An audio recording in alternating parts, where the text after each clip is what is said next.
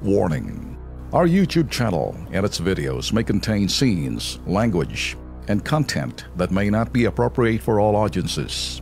These videos include surveillance footage, undercover pursuit of suspects, actual police and rescue operations, and fearless confrontations. If you do not approve of the content, please do not watch our videos. If you wish to continue, we strongly advise that you proceed with caution. Viewers' discretion is advised. May biyahe tayo sa probinsya. Mga residente na isang village din po sa Bacoor, Cavite, abay humihingi ng tulong. Lugar daw nila, umulan, umaraw, bahalagi. Bakit nga ba? Panurin natin. Kalbaryo ng mga residente sa Fabian Street sa loob ng New Nyog Village dyan sa Bacoor, Cavite. Ang maitim na tubig na ito. Wala namang ulan at kahit tirikang araw, hindi humuhupa ang marumi at nakakadiring tubig baha. Yung mabaho nga yung tubig na ginano sa bago. Bukod sa maitim at nilulumot ng kalsada, nakakasulasok pa raw ang amoy ang sumasalubong sa kanila. Pinamumugaran na rin ito ng mga lamok na banta sa kalusugan ng mga residente lalo na ng mga bata.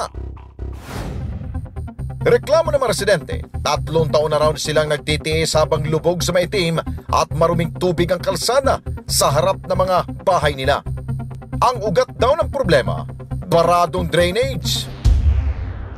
Dati na raw nila itong nailapit sa lokal na pamahalaan ng Bacoor pero gaya ng tubig dito, nakatenga rin yata ang kanilang reklamo.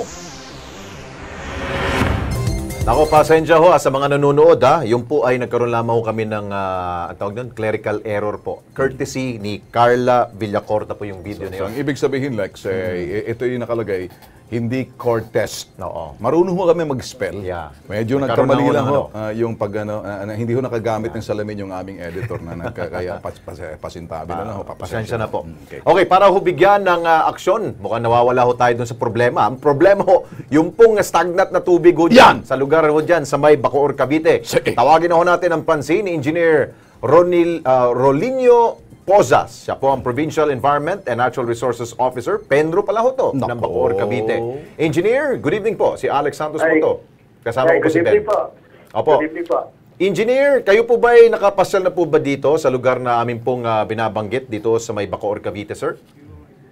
Hindi pa po, actually. Hindi pa. Pero we are conducting yung, actually, utos po natin, Gobernador, Opo. na mag-start na kami ng clearing operation ng ating mga creeks, mga major rivers. In fact, po sa Bacoor ay natapos na po kami ng Talabawan hanggang Salinas 1, 2, and 3. Opo. Okay, ang amin pong dinudulugo sa inyo, engineer, ito pong problema ho ng stagnant water po dyan sa kalsada ho to sa may Fabian Street, New Nyog Village, sa Bacoor City po yan.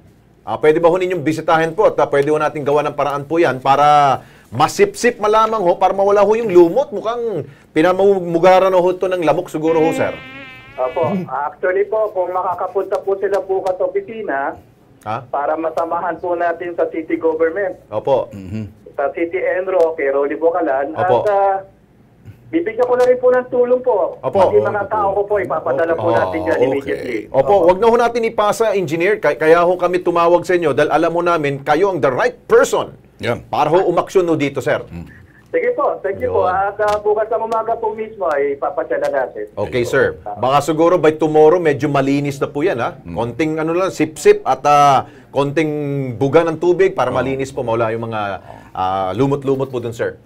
Stagnant water po yan Yes, Opo. stagnant Iniiwasan water. po natin yung pagdami ng lamok dyan. Yes, sa lugar na yan, dengue, summer na Ben, may masasabihin ka ba? Sandali.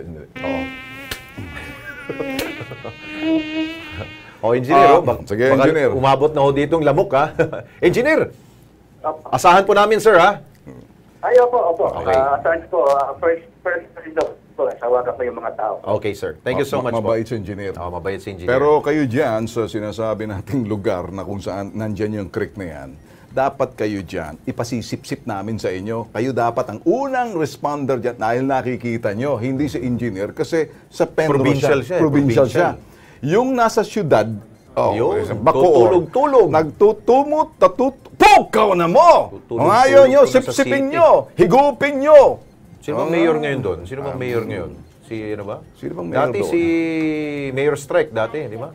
Oh, Ay, si Madam. Si Lani. Si Mayor Lani ba ngayon? Oo. Mayor Lani! Oo. Ay, magaling to si Mayor Lani. Ay, Kaya niyang gawin magaling niya. siya, pero natutulog sa pansitan yung kanyang mga tauhan. Mga matauhan niya, inhinyero. yun. Kaya kayo, magic word, lagot kayo ngayon kay Lani Mercado kasi nakilos pronto kayo. Yun. Hindi ito biro. Naku, Sus Mario. Ukaw na mo! Naku, yan. Yun.